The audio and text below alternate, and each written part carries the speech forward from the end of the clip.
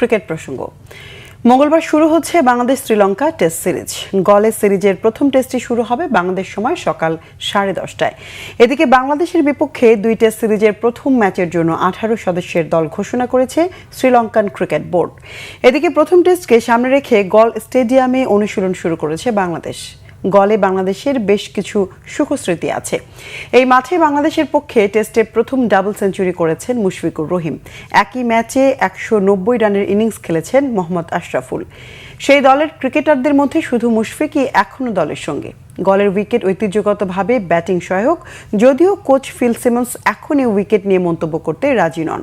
সোমবার উইকেট দেখে team combination ঠিক করা হবে বলে জানিয়েছেন টাইগার কোচ।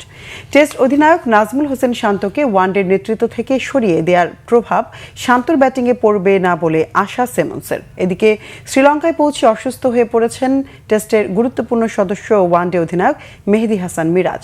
জ্বরের কারণে প্রথম দিনের অনুশীলনে যোগ দেননি তিনি। মিরাজকে নিয়ে শঙ্কার কিছু নেই বলে জানান সিমন্স। তার আশা সোমবারই অনুশীলনে ফিরতে পারবেন মিরাজ।